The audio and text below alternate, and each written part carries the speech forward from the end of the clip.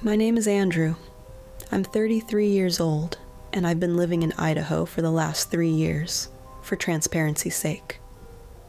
I didn't write up this account specifically as a submission for your channel, but after it popped into my recommended feed, and I saw you taking submissions, I figured that I'd found the perfect home for the warning I'm about to give you and your viewers. Although I have no doubt that what you're about to read might frighten or disturb you, I can assure you that it's not by design. My only wish is that you and your subscribers take heed to what I'm about to say. You see, I think there's someone living off the grid up here in the Beaverhead Deer Lodge National Forest, and I know for a fact that this person is very, very dangerous. Part of the reason I moved up to Boise from my native California, aside from all the financial reasons, is that there's a total of 10 national forests within driving distance of the city. I was a Boy Scout growing up. My dad and uncles used to take my cousins and me during summer vacations, and I found a group of fellow college students to hike with when I was at UC Irvine. So when it came time to choosing a place to start a new life, Boise climbed my wish list pretty damn quickly once I realized that it combined urban amenities, a low cost of living, and the kind of natural beauty that made Southern California feel more like Manhattan than Malibu. During that first year in Idaho, I spent a lot of time hiking Boise National Forest and the Snake River conservation areas right on our doorstep too.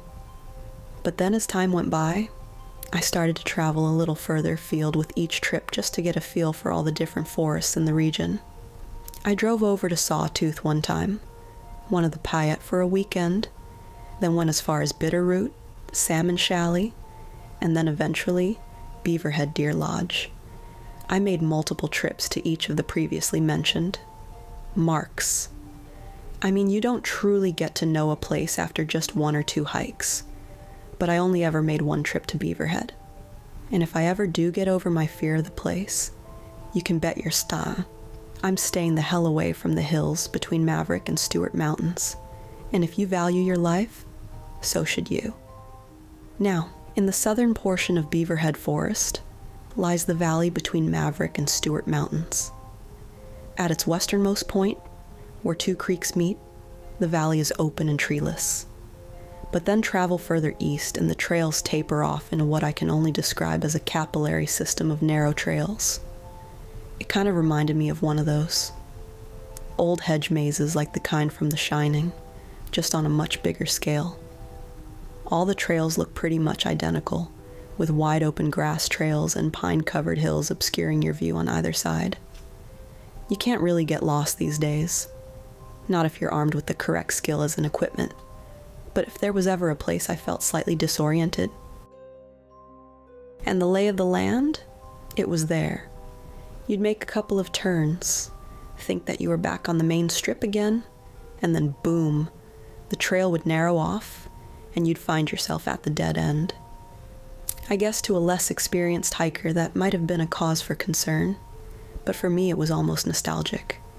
I hadn't been even close to loss. Coming on 15 years by that point.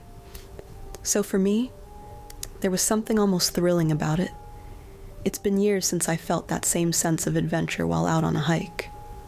I also enjoyed them, but I'd long since lost that sense of childlike awe and wonder. So to have it back, that was really something I kept on exploring. For about an hour or so, just wandering up and down the trails to try and familiarize myself with that part of the valley. Then, as it was moseying down this one particular stretch of trail, I began to smell something that smelled a lot like campfire smoke. For quite a while now, I've been in the habit of introducing myself to any fellow hikers and campers I might run into. Some might call that intrusive or even bothersome, but to me, those are big city ideas. I understand where my critics are coming from, but at the risk of sounding melodramatic, the woods aren't the kind of place that you want to go unnoticed. Part of it's just being friendly, shooting the breeze with some kindly strangers, but there's a practical side of it too. I do a lot of solo hiking, and as much as I take all the necessary precautions, I'm still much more vulnerable than most. I like folks knowing I'm there. and I like knowing just a little about who I'm sharing a trailer park with. That way, if I detect even the slightest of bad vibes, I can make myself scarce before trouble so much as toots in the wind. And so I smelled the campfire smoke, and I suspect it's coming from up the hill to my right. I wander up the slope a little, and then lo and behold, the smell of smoke gets more and more intense the further I walk. And so off I went, following the smell like some human bloodhound, until eventually the pines thinned out and I reached a kind of treeless shelf on the hillside. It was almost completely hidden from view, and just as I was thinking this is flat enough to build on, I realized someone already had. About 50 yards away, someone had built what looked like a small 2-room cabin, complete with the beginnings of a little vegetable garden out front and a short weave fence marking the property's boundary. My first thought upon looking at it was, this can't be legal because as much as many national parks and forests might encourage overnight campers, any kind of permanent dwelling strictly prohibited. But at the same time, this person's dwelling was an impressive piece of work, and it obviously wasn't constructed overnight. In which case, how had he managed to stay up there for so long without getting himself into trouble with the Forest Service? All this is going through my head, and I'm just sort of staring at the little cabin in amazement, when all of a sudden the cabin's front door swings open, and out steps a bald guy of around 40 to 50 years of age, wearing a dirty wife beater and a pair of blue jeans. Now his cabin had a pair of windows, complete with what looked to be hinged shutters, but he hadn't looked out of them before exiting his home. So the moment he sees me, I see the startled look come over his face, and he does not look pleased to see me. I figured I'd obviously gave him a bit of a jump scare. So first thing I think to do is raise a hand and wave, just to let him know that I didn't have any ill intentions. He doesn't return the wave. He just walks back into his little cabin, then emerges seconds later armed with what appeared to be a bolt-action hunting rifle. I just want to make it clear that I did not step into this man's property. And the word property is quite purposefully in quotation marks. I'm writing here now. Neither was I bearing any kind of weapon or trekking pole with me. When he saw me, all the guy saw was a 4-eyed overweight dork with a floppy hat and a patchy beard, and his first move was to go grab his rifle. The second I saw, they turned on the spot and started walking back down the hill towards the tree line. And then as I walked, I shouted back, "All right, mister. I get the message. I'm leaving." Hindsight is always 20/20, I guess, and I guess I should have just ran as fast as I could. But in the moment, I figured running would be the loudest way to announce my guilt. Run off through the trees and he'd think that it was up to no good. Maybe fire off a shot at me and that would be all she wrote. But if I walked?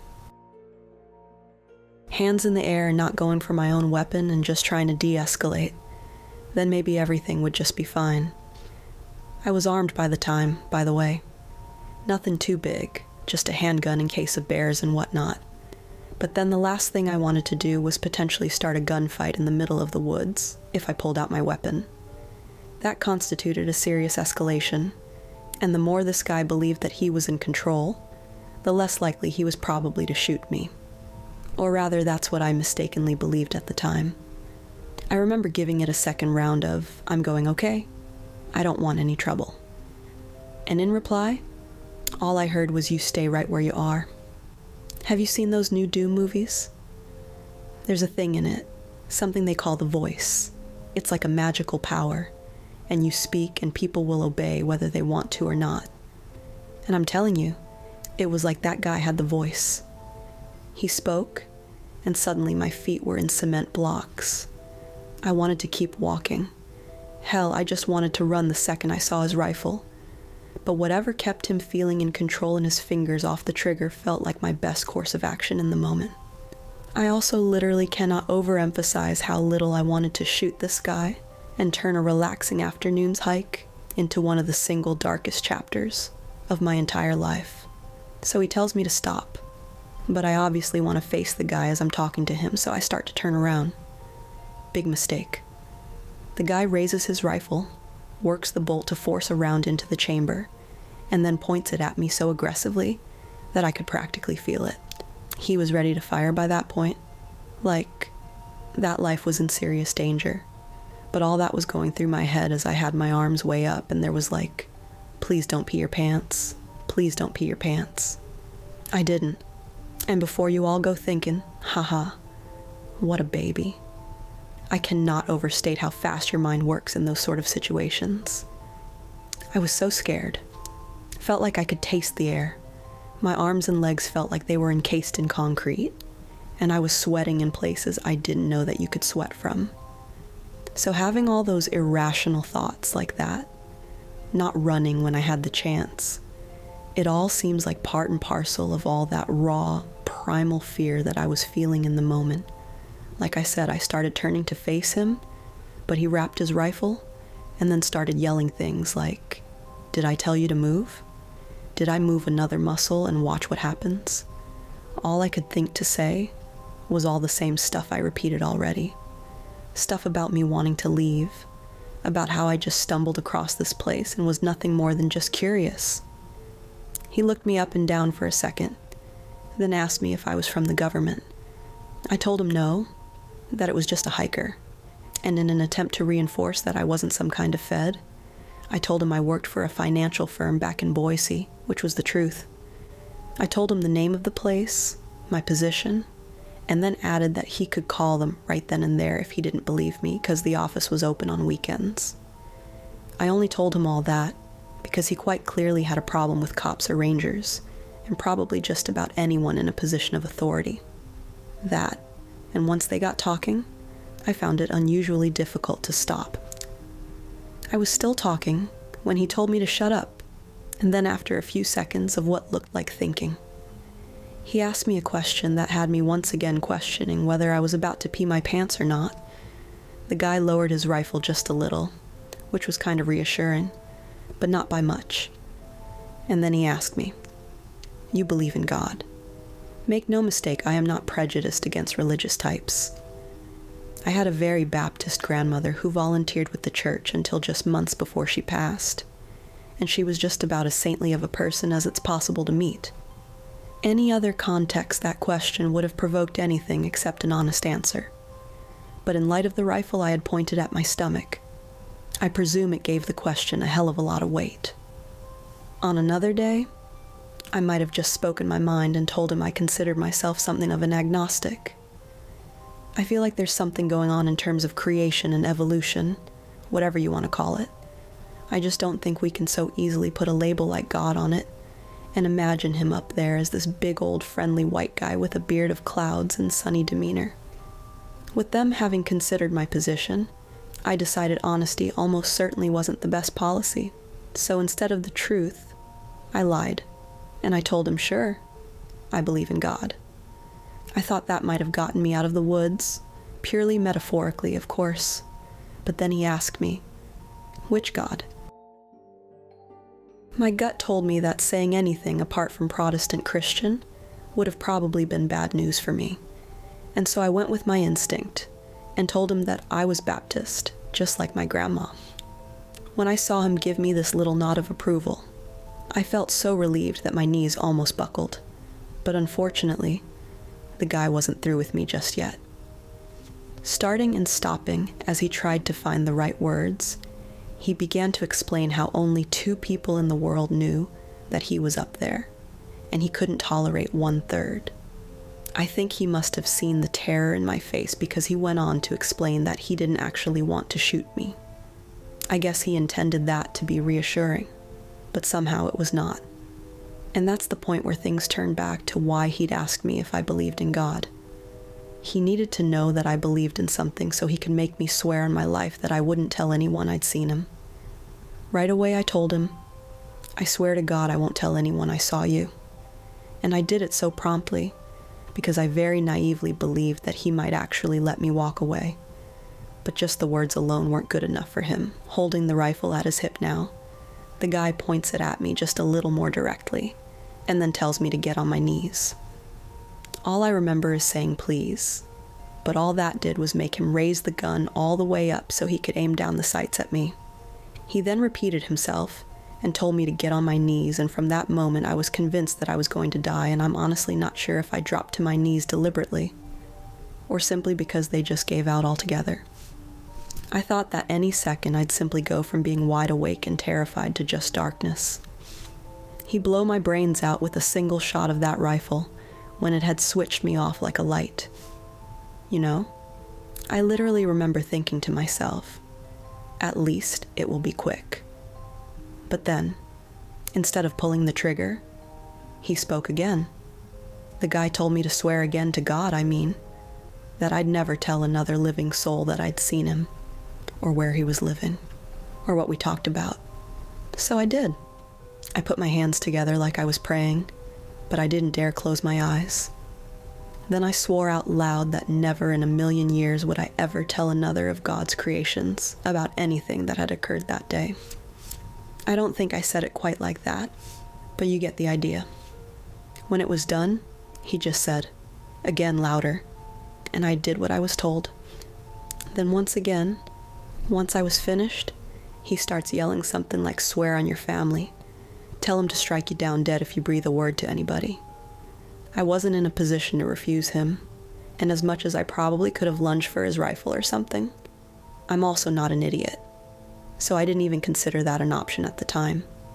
Instead, I just tried my best to ensure that he kept that sense of control, because the moment he lost it, the chances of me getting switched off increased exponentially. I swore on my whole extended family that I'd never ever speak of our encounter for as long as I lived.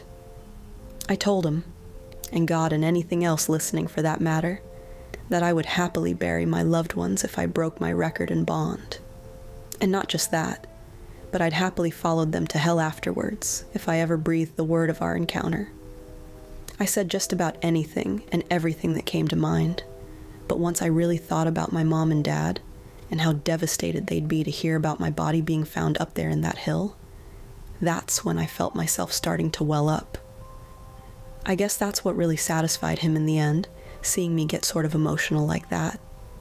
Not just married, but sad or broken. Only then did he lower the rifle, and only then did he let me find my feet, and only then was I allowed to walk back down the hillside towards the trail. He yelled a reminder through the trees after me, reminding me of my promises. And so naturally, the first thing I did once I got some real cell phone signal was to report the entire thing in excruciating detail to the Beaverhead County Sheriff. Like I said, I'm not religious in the traditional sense, and even if I was, I wouldn't have let that guy manipulate my faith in such a way. This also isn't some made-up story where I'm going to keep the guy's secret, or one in which I'm so scared that he'll come after me that I remain silent. I'm willing to admit that I was terrified at the time. I was shaking, the leaf as I walked down that hill. But by the time I got back to my car, I was just about angrier than I'd ever been in my entire life. The mood I was in when I was pacing back and forth, calling 911. I could have ended that mother effort 3 times over. But again, that would not have been the right play to make the grown-up responsible thing to do. Let the law enforcement handle it. And that's what I tried to do. The only trouble was, after about a week of haranguing the sheriff into dealing with her potential fugitive, I realized that nothing was being done regarding my complaint. First off, piles of red tape meant that the sheriff was forced to inform Beaverheads, contingent of forest rangers of the situation, who in turn took the task off his hands after ensuring him they'd be in touch regarding their search of the area. The day before I called the sheriff for 1/3 time, the rangers had informed him that they've been unable to locate any such cabin in the valley beneath Maverick Mountain. Naturally, I told the sheriff that was impossible, since I'd seen the cabin and its occupants with my own 2 eyes. I then went to the effort of providing him with at least what I believe are the exact coordinates denoting the cabin's location: 45 degrees, 28 minutes, 30.9 seconds north, and 113 degrees, 12 minutes, 41.1 seconds west. After that, the rangers promised to send out a second search party, and although this one actually found the guy's cabin, the man himself was nowhere to be found, and the structure appeared to have been unoccupied for quite some time. I was furious, to say the least. I have a lot of respect for people that choose to serve this country, no matter what form that service may take. But the ineptitude of the part of the authorities in allowing a dangerous fugitive to slip through their fingers is as staggering as it is frightening to me. I don't know for certain who I encountered upon Beaverhead that day, but I think that 90% of you would agree that the man was most probably some kind of criminal, and that in all likelihood, he was using that cabin and valley as cover to hide from law enforcement. That, or he was just kind of a psychopathic doomsday prepper. Took pleasure in terrorizing just some kindly stranger. And either way, the idea of a second encounter filled me with a dread so intense I'm not sure that I could put it into words. And that's why I haven't been back to Beaverhead since. And then if I did happen to visit those parts in the future, I'd stay the hell away from Maverick Mountain. Regardless of that sadistic old prick's motives, I guess he figured that I wasn't going to be true to my word, because, as I said, when the Rangers finally did make it out to his cabin, the man who almost shot me was long gone. But that, in turn, takes me all the way back to the beginning of this email, when I said it wasn't so much a campfire story, but rather a grave warning to anyone planning on hiking in southwestern Montana north of Idaho. I think that guy is just still out there living off the grid. In fact, I'm certain of it. My only concern is that the next person who stumbles across him won't be as fortunate as I was.